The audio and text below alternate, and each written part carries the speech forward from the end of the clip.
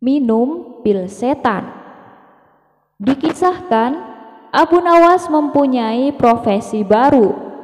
Ia menerima jasa sebagai tukang servis toilet.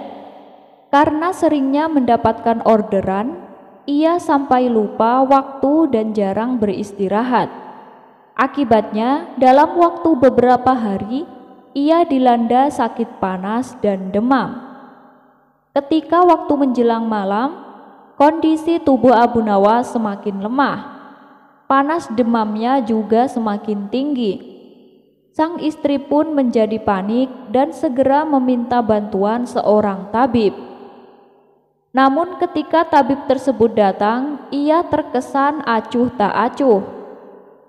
"Ah, ini sih hanya sakit biasa. Minum pil ini. Kalau besok tidak ada perubahan, panggil saya lagi," kata sang tabib sembari memberikan pilnya. Kemudian ia segera meninggalkan rumah Abu Nawas. Dan ternyata demam panas yang diderita Abu Nawas tak kunjung reda hingga keesokan harinya. Karena pil yang tabib berikan hanya pil biasa yang tidak ada khasiatnya. Sang istri pun kembali menemui tabib untuk meminta bantuan. Barulah pada saat itu si tabib mengobati Abu Nawas dengan memberinya ramuan mujarab. Selang tidak berapa lama kemudian, kondisi Abu Nawas pun mulai membaik. "Wahai Tuan Tabib, kenapa Tuan tidak memberikannya dari tadi malam? Kasihan suami saya, dia semalaman tak bisa tidur," kata istri Abu Nawas. "Kamu ini, lagian malam-malam datang ke rumah. Saya kan sedang istirahat," balas si tabib dengan ketus. Beberapa hari kemudian, toilet di rumah sang tabib mampet, tak bisa digunakan. Ia lalu berkata kepada istrinya, "Ini sih keahlian Abu Nawas. Akan kupanggil Abu Nawas kemari supaya toiletnya dibetulkan."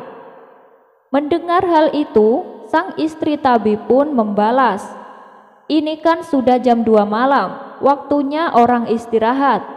Kenapa tidak besok saja?" Sang tabib pun kembali berkata, "Lah, emang kenapa? Apa salahnya? Saya juga sering dipanggil pasien jam segini. Kemarin saja saat Abu Nawas sakit, istrinya malam-malam juga datang ke sini." Maka berangkatlah sang tabib menuju rumah Abu Nawas. Sementara Abu Nawas yang sedang tidur pulas seketika terbangun karena mendengar pintunya diketuk. Ia pun beranjak dari tempat tidur dan membukakan pintunya. "Ada apa, Tuan? Malam-malam begini kok datang ke rumah?" tanya Abu Nawas. "Itu, toilet di rumahku mampet. Tolong segera diperbaiki ya," kata sang tabib. "Aduh Tuan, kenapa harus sekarang? Besok pagi kan bisa," balas Abu Nawas kesal. Mendengar nada bicara Abu Nawas yang meninggi, sang tabib pun berkata, "Ya kamu jangan marah gitu dong Abu Nawas. Ingat, tempo hari saat kamu sakit, di tengah malam istrimu juga datang ke rumahku." Abu Nawas pun terdiam mendengar perkataan sang tabib. "Baiklah, ayo kita ke rumahmu," ucap Abu Nawas. Sesampainya di rumah sang tabib, Abu Nawas pun diantar ke belakang, ke tempat toilet. Kemudian dengan santainya, Abu Nawas menjatuhkan sebuah pil ke dalam toilet tersebut sambil berkata, "Ini sih mampet biasa. Besok kalau tidak ada perubahan, panggil saya lagi," tutur Abu Nawas sambil ngeloyor pergi. Sang tabib pun hanya bisa melongo melihat perilaku Abu Nawas itu. Balas dendam ikan bakar. Suatu ketika, Abu Jahil akan mengadakan pesta di rumahnya. Semua sahabat dan para tetangga diundang ke pestanya, termasuk Abu Nawas. Sebenarnya Abu Jahil enggan mengundang Abu Nawas, sebab ia seringkali berseteru dengannya. Walaupun permasalahan yang sering terjadi adalah ulah daripada Abu Jahil sendiri. Namun alasan Abu Jahil mengundang Abu Nawas bukanlah dari ketulusan hatinya. Ia sengaja mengundang Abu Nawas dengan tujuan ingin mempermalukannya di hadapan para tetangga dan sahabatnya. Abu Nawas yang tidak menaruh rasa curiga tetap berangkat memenuhi undangan Abu Jahil. Sesampainya di rumah Abu Jahil, tampaklah orang-orang sudah berkumpul di rumahnya. Mereka duduk di depan meja makan yang penuh dengan hidangan ikan bakar. Begitu mengetahui kedatangan Abu Nawas, Abu Jahil segera menyingkirkan nampan yang berisi ikan-ikan besar. Ia menggantinya dengan nampan yang berisi hidangan ikan-ikan kecil. "Selamat datang Abu Nawas, silahkan masuk," sahut Abu Jahil. Abu Jahil lalu mempersilahkan Abu Nawas duduk tepat di depan meja yang terdapat hidangan ikan kecil. Sementara Abu Jahil dan kawan-kawannya duduk di depan meja yang terdapat hidangan ikan besar. "Dasar Abu Jahil, sifatnya tak pernah berubah," gerutu Abu Nawas. "Mari semuanya, silahkan menikmati hidangan ikan bakarnya," ucap Abu Jahil mempersilahkan. Orang-orang pun mulai menyantap ikan bakar dengan lahapnya. Sedangkan Abu Nawas hanya menatap hidangan ikan-ikan kecil di hadapannya. "Kenapa diam saja Abu Nawas? Silahkan dimakan hidangannya," kata Abu Jahil meledek. "Terima kasih Abu Jahil," balas Abu Nawas. "Bila aku berterus terang meminta ikan yang besar, pasti Abu Jahil akan mempermainkanku. Sebab itu yang Abu Jahil tunggu-tunggu," pikir Abu Nawas. Lalu dengan hati-hati Abu Nawas mengambil satu ikan kecil di hadapannya dan menempelkannya di telinganya. Melihat tingkah Abu Nawas ini membuat Abu Jahil meledeknya kembali. "Kamu akan makan ikannya lewat telinga Abu Nawas," ledek Abu Jahil. Dengan ekspresi muka serius, Abu Nawas berkata, "Tidak Abu Jahil, ikan kecil ini sedang berbicara kepadaku. Apakah kalian dengar apa yang diucapkan ikan kecil ini?" tanya Abu Nawas. Seketika orang-orang di sana terkejut mendengar penuturan Abu Nawas, termasuk Abu Jahil sendiri. "Tidak Abu Nawas, memangnya apa yang dikatakan ikan kecil itu?" tanya mereka penasaran. "Sesungguhnya ikan kecil ini berkata kepadaku. Ia memberitahuku kalau ikan-ikan besar yang ada di sebelah sana adalah ikan yang telah memakan ayahnya. Ia menyuruhku untuk membalaskan dendamnya dengan cara memakannya kembali," ucap Abu Nawas menjelaskan. Seluruh yang hadir pun tertawa dengan ucapan Abu Nawas. "Hei Abu Jahil, kalau kamu tidak memberikan ikan besar itu kepadaku, maka terpaksa aku akan memakanmu. Sudah bertahun-tahun aku ingin membalaskan dendam kematian ayahku, dan ternyata disinilah aku menemukan pembunuh ayahku," ujar Abu Nawas berpura-pura kesurupan. Orang-orang pun kembali tertawa mendengarnya. "Kurang ajar Abu Nawas, ada saja cara dia meminta ikan yang besar," pikir Abu Jahil. Terpaksa ia pun menaruh hidangan ikan besar di hadapan Abu Nawas. Rencananya untuk mempermalukan Abu Nawas mengalami kegagalan untuk kesekian kalinya. Abu Nawas 3 kali kerjai tabib palsu sampai kapok, untung ratusan dinar. Suatu ketika di kota tempat tinggal Abu Nawas dihebohkan adanya tabib baru yang mengaku sakti. Dia sesumbar, bisa mengobati penyakit apa saja. Walhasil rumahnya didatangi ratusan pasien. Padahal tabib tersebut hanyalah seorang penipu. Ia menggunakan keahlian sulapnya untuk menipu warga. Hal inilah yang membuat warga makin percaya pada kesaktian palsu sang tabib palsu. Ada juga pasien yang tidak kunjung sembuh. Namun karena rayuan manis sang tabib palsu, ia selalu menuruti perkataannya agar kembali berobat. Sampai pada suatu ketika, Abu Nawas jatuh sakit yang tidak kunjung sembuh. Atas saran sang istri, Abu Nawas disuruh berobat ke tabib tersebut. Kala itu, Abu Nawas belum tahu kalau tabib tersebut adalah seorang penipu. Ia pun menuruti saran istrinya.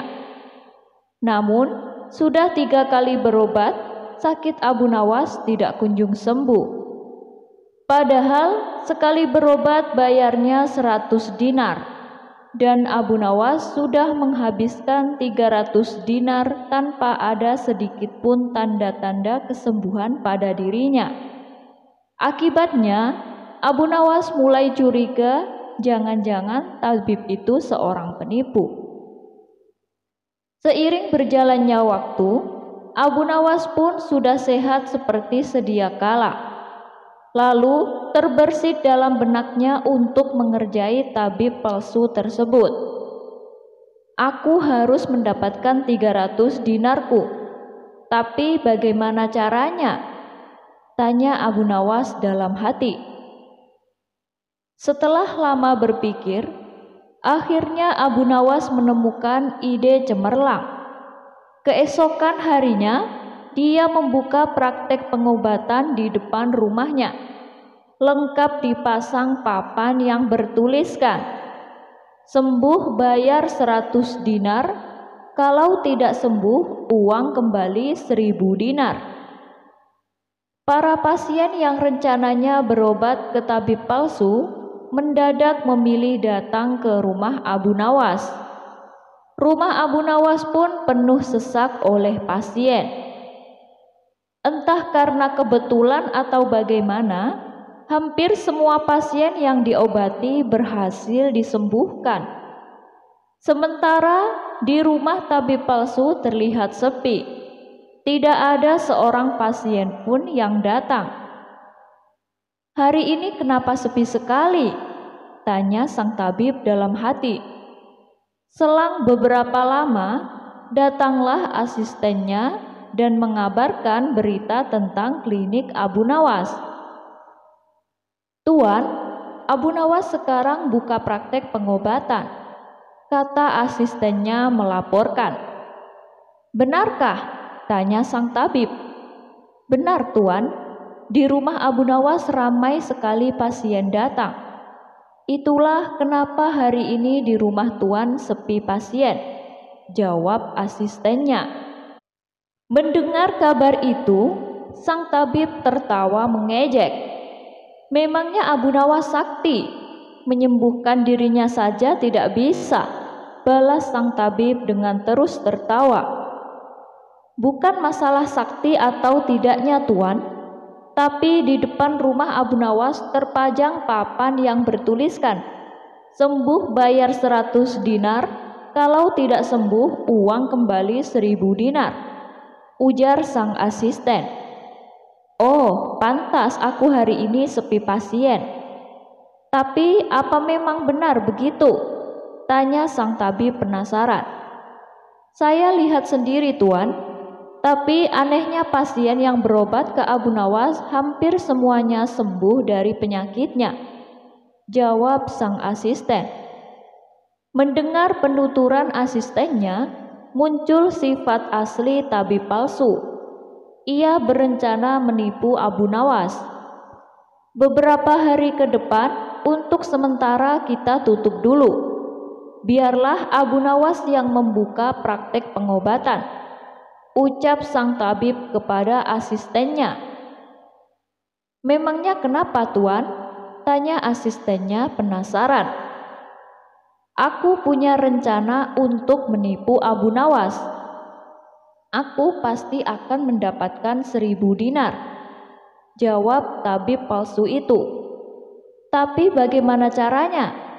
Tanya sang asisten bertambah penasaran. Begini, aku akan berobat ke tempat Abu Nawas. Aku akan berpura-pura sakit pada indera perasa lidahku.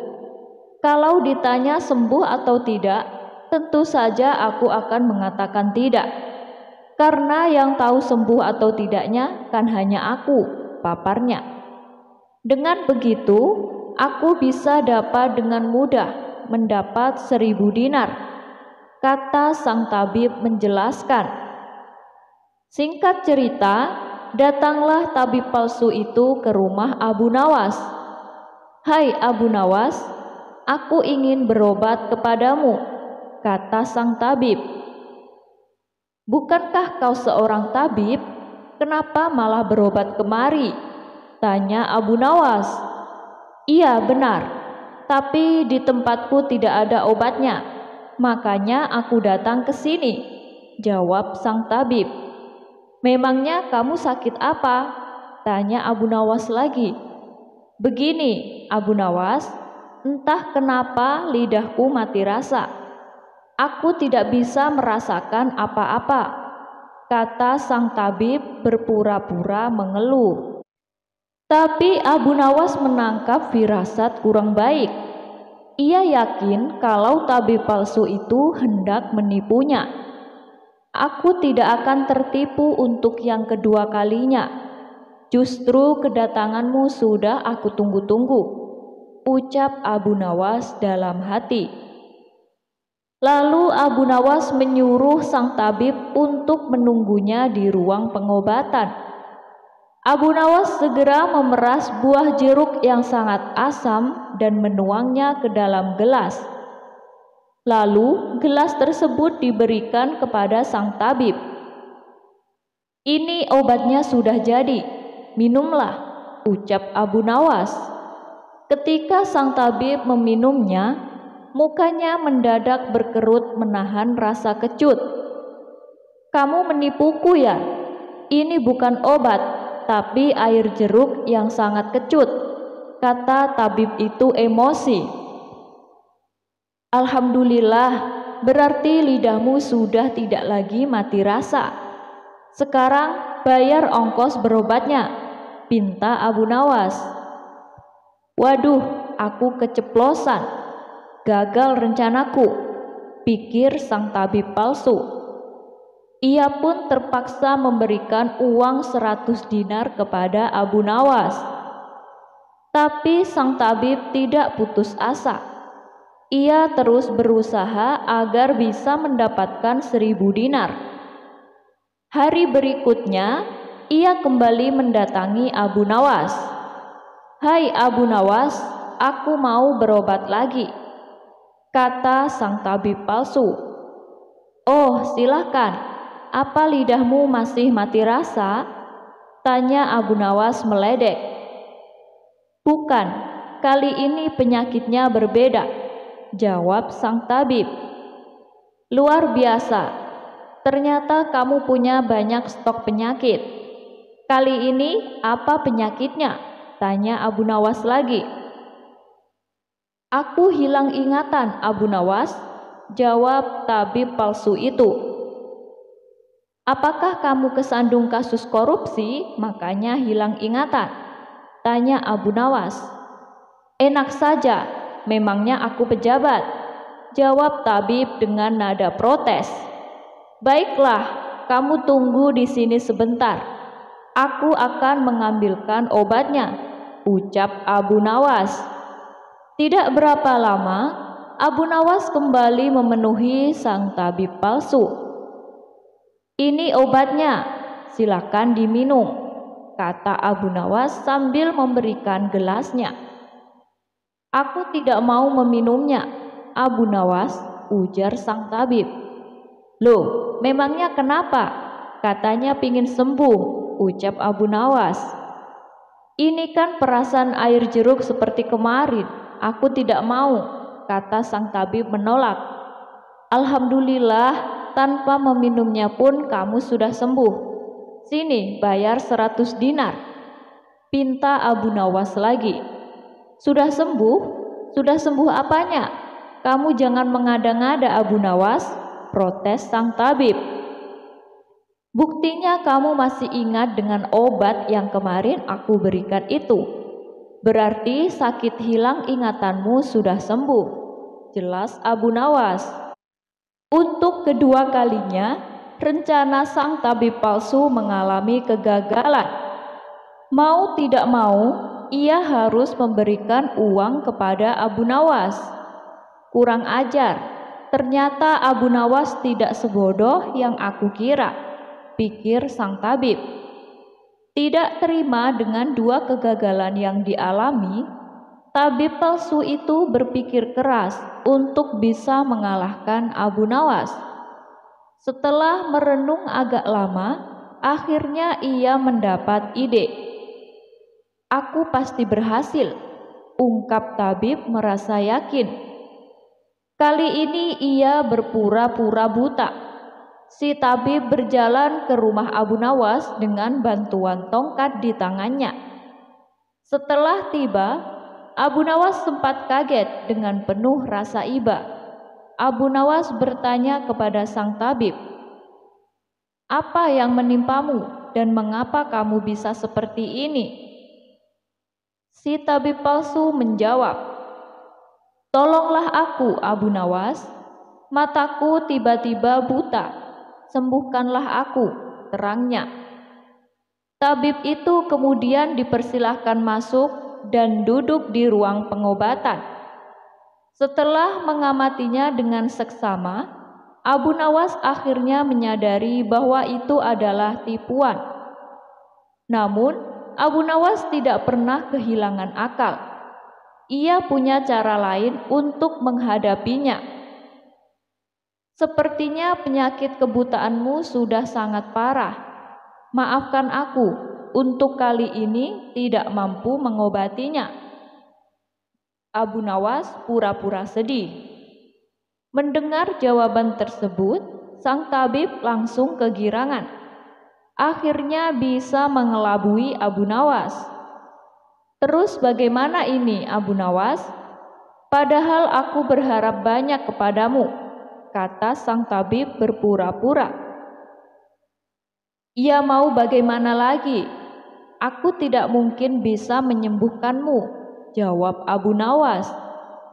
"Kalau begitu, aku dapat uang 1000 dinar dong?" tanya tabib palsu itu penuh harap. "Tentu saja kawan, aku tidak mungkin berdusta," balas Abu Nawas. Kemudian Abu Nawas masuk ke rumah untuk mengambilkan uang. "Ini uang 1000 dinar untukmu," ucap Abu Nawas sambil memberikan uangnya. Tabib palsu itu dengan penuh kegirangan menerima uang tersebut. Tapi setelah uangnya dihitung, ia langsung murka. "Hei Abu Nawas, kenapa hanya 10 dinar?" tegas sang tabib palsu dengan emosi. "Dari mana kamu tahu kalau jumlahnya hanya 10 dinar?" tanya balik Abu Nawas. "Uangnya memang ada 10, tapi pecahan 1 dinar, bukan 100 dinar. Memangnya aku buta apa?" balas tabib tambah emosi. "Alhamdulillah sekarang kamu sudah sembuh," kata Abu Nawas sambil mengambil kembali uangnya. "Maksudmu apa Abu Nawas? Kenapa uangnya diambil lagi?" tanya si tabib kebingungan. "Loh, kamu kan sudah sembuh. Sini bayar 100 dinar, pinta Abu Nawas. "Sembuh apanya? Kamu jangan mengada-ngada Abu Nawas," protes si tabib palsu. "Bukankah kamu kesini katanya mengalami kebutaan? Tapi kamu bisa membedakan mana pecahan 1 dinar dan mana pecahan 100 dinar. Berarti matamu sudah bisa melihat," jelas Abu Nawas. Tabib palsu itu tidak bisa berkata apa-apa. Ia pun terpaksa memberikan uang 100 dinar kepada Abu Nawas dan pergi dengan perasaan kecewa. "Aku kapok berurusan dengan Abu Nawas," ucap si tabib palsu. Sementara Abu Nawas berhasil mendapat kembali 300 dinarnya yang pernah diberikan kepada sang tabib palsu sewaktu sakit berobat. Cerita Abu Nawas ini bermula dari adanya ketua perampok yang terkenal sadis dan kejam. Ia mempunyai puluhan anak buah yang juga tidak kalah sadisnya. Mereka kerap melakukan aksi di tengah gurun pasir yang gersang, jauh dari permukiman penduduk. Bagi siapa saja yang melewati daerah kekuasaannya, maka akan bernasib sial, terutama rombongan kabilah yang membawa barang dagangan. Apabila ada yang berani menolak atau melawan saat dirampok, gerombolan perampok tersebut tidak segan-segan membunuhnya. Suatu ketika, Tuan Hamid berencana pergi ke negeri seberang untuk membawakan pesanan, yakni sebuah perhiasan emas.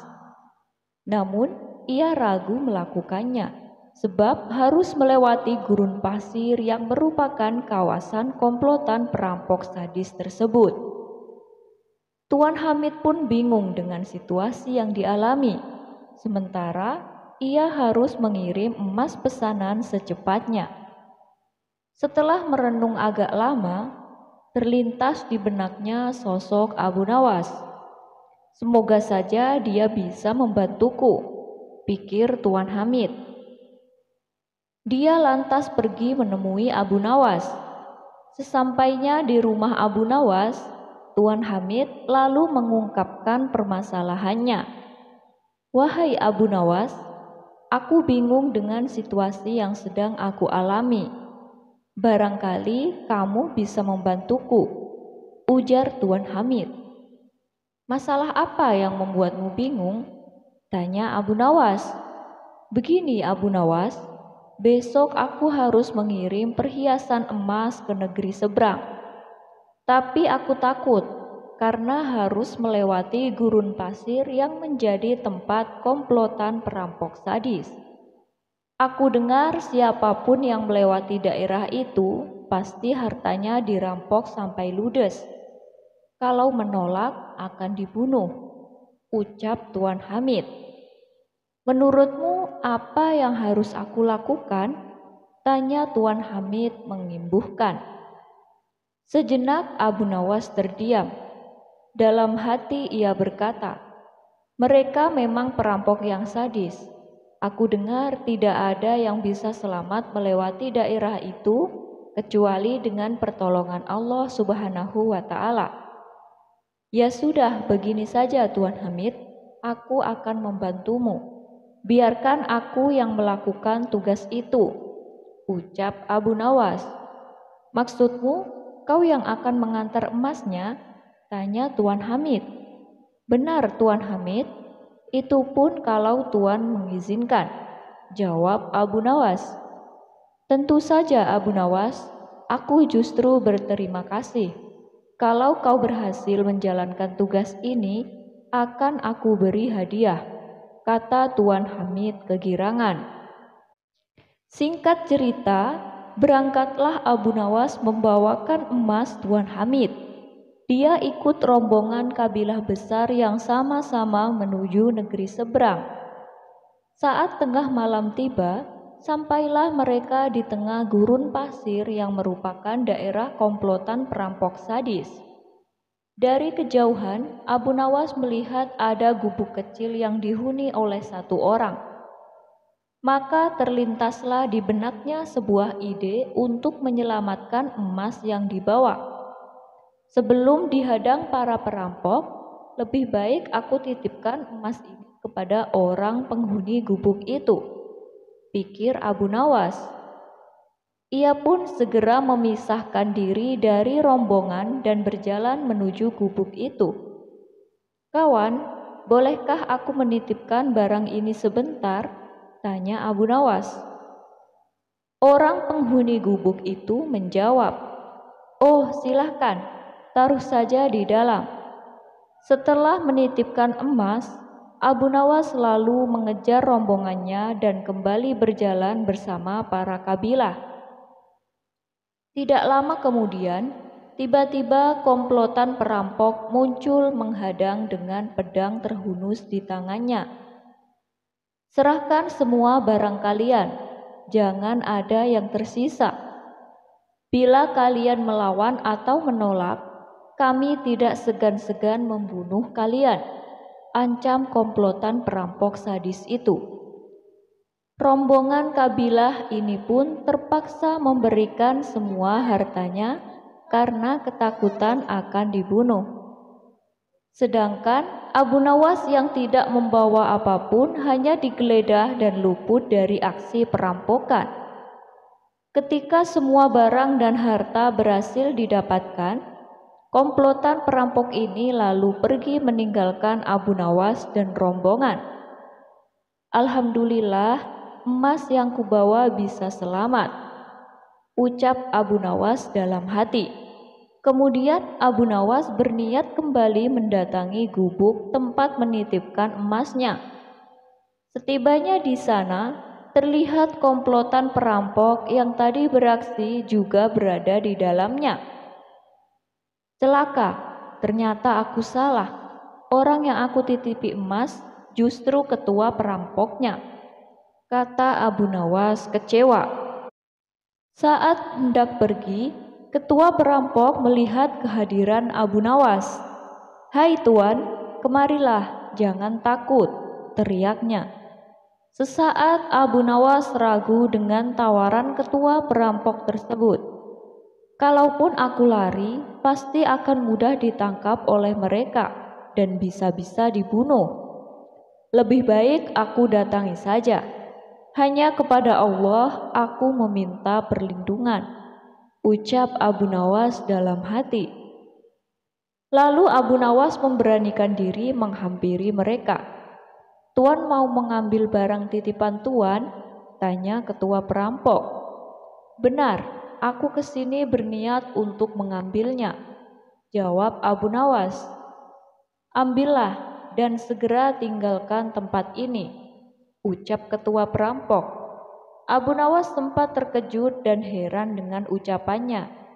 Tidak ingin menyia-nyiakan waktu, Abu Nawas segera mengambil emas titipannya dan pergi meninggalkan tempat itu. Saat Abu Nawas berjalan menjauh, sayup-sayup terdengar percakapan para komplotan perampok tersebut. "Kenapa Tuan membiarkan orang asing itu mengambil hartanya?" tanya salah satu anak buah. Sang ketua perampok menjawab, "Orang asing itu telah mempercayaiku seperti aku mempercayai Allah akan menerima tobatku. Aku hargai kepercayaan orang asing itu, agar Allah menghargai kepercayaanku pula." Mendengar hal itu, barulah Abu Nawas tahu bahwa sebenarnya si ketua perampok adalah orang yang ingin bertobat. Suatu ketika, Baginda Raja kedatangan 3 orang tamu dari desa. Ketiga orang ini adalah Ahmad, Zulfikar, dan Wahab. Mereka bertiga sedang mengalami permasalahan yang cukup rumit. Oleh sebab itulah, mereka meminta solusi kepada Baginda Raja. "Permasalahan apa yang membuat kalian bingung?" tanya Baginda Raja. Salah satu dari mereka yang bernama Ahmad menjawab, "Begini Paduka yang mulia, saya mempunyai 3 ekor kambing betina, dan teman saya yang bernama Zulfikar mempunyai 1 ekor kambing jantan. Lalu kami berdua berniat menitipkan kambing tersebut kepada Wahab untuk dikembangbiakkan. Kemudian kami bertiga bersepakat apabila Wahab berhasil membuat kambingnya beranak pinak, maka keuntungannya akan dibagi menjadi 3. Adapun pembagiannya adalah sebagai berikut. Saya mendapat bagian separuh dari jumlah kambing yang ada. Zulfikar mendapatkan bagian sepertiganya, sedangkan Wahab mendapatkan seperdelapannya, kata Ahmad menjelaskan. Lalu, apakah kambingnya sudah beranak pinak? Tanya Baginda Raja. Ahmad pun menjawab, sudah Baginda, sekarang jumlah kambingnya ada 23 ekor. Dengan jumlah tersebut, kami bingung Baginda, bagaimana cara membaginya supaya sesuai dengan kesepakatan yang dulu. Mendengar keluhan Ahmad, Baginda Raja pun terdiam dan mulai berpikir. Membagi 23 ekor kambing sesuai dengan perjanjian tentu tidaklah mudah. Kalau Ahmad mendapatkan separuhnya, berarti dia dapat 11 ekor lebih setengah. Sedangkan Zulfikar yang mendapatkan sepertiga memperoleh 7 ekor dan sepertiga kambing. Belum lagi Wahab yang mendapatkan bagian seperdelapannya, berarti dia memperoleh 2 ekor lebih 7/8 kambing. Dan tidak mungkin kalau pembagian kambing dipotong-potong seperti itu, tentu akan malah menjadi lebih rumit, pikir Baginda Raja. Baginda Raja tampaknya berusaha berpikir keras untuk dapat memecahkan persoalan itu. Para pejabat dan menteri yang hadir pun juga tak sanggup memecahkan masalah mereka. Melihat keadaan yang seperti itu, akhirnya Baginda berinisiatif untuk mengundang Abu Nawas. Mungkin Abu Nawas bisa mengatasi masalah ini, kata Baginda Raja dalam hati. Maka Baginda Raja pun menyuruh prajuritnya untuk segera memanggil Abu Nawas ke istana. Singkat cerita, datanglah Abu Nawas menghadap Baginda Raja. Ampun Paduka yang mulia, ada gerangan apa Paduka memanggil hamba? Tanya Abu Nawas. Baginda Raja pun lantas menceritakan permasalahan yang sedang dihadapi oleh Ahmad, Zulfikar, dan Wahab. Oh, kalau itu sih gampang Paduka yang mulia. Insya Allah saya bisa menyelesaikannya dengan adil, ujar Abu Nawas enteng. Saya minta tolong bawa kambing itu masuk semuanya, pinta Abu Nawas. Akhirnya ke-23 ekor kambing tersebut dituntun masuk ke dalam istana. Abu Nawas kemudian menghitung kembali jumlah kambing tersebut. Sesudah kambing itu dihitung dan benar jumlahnya ada 23 ekor, Abu Nawas kembali berkata, Paduka yang mulia, izinkan saya meminjam kambing Baginda 1 ekor saja. Baginda Raja kemudian meminjamkan Abu Nawas 1 ekor kambing. Nah, sekarang jumlahnya ada 24 ekor, ucap Abu Nawas. Pak Ahmad, kemarilah sebentar. Karena Pak Ahmad mendapatkan bagian separuh dari jumlah kambing, silahkan Pak Ahmad mengambil 12 ekor, tutur Abu Nawas. Ahmad lalu mengambil kambing bagiannya. Sekarang Pak Zulfikar. Karena Pak Zulfikar mendapatkan sepertiga dari jumlah kambing, silakan Pak Zulfikar mengambil 8 ekor, tutur Abu Nawas. Zulfikar lalu mengambil bagiannya. Dan sekarang Pak Wahab. Karena Pak Wahab mendapatkan 1/8 dari jumlah kambing, silakan Pak Wahab mengambil 3 ekor, tutur Abu Nawas. Wahab lalu mengambil bagiannya. Nah, sekarang sisanya tinggal 1. Karena tadi saya meminjam 1 ekor kambing sama Baginda Raja, maka saya kembalikan lagi kambingnya. Dengan demikian, semuanya mendapatkan hak sesuai dengan perjanjian, kata Abu Nawas menjelaskan. Ketiga orang itu pun merasa puas dengan solusi yang diberikan Abu Nawas. Mereka kemudian berterima kasih dan kembali ke rumahnya masing-masing. Baginda Raja juga tidak lupa untuk berterima kasih dan memberikan hadiah kepada Abu Nawas karena telah membantu menyelesaikan persoalan rakyatnya.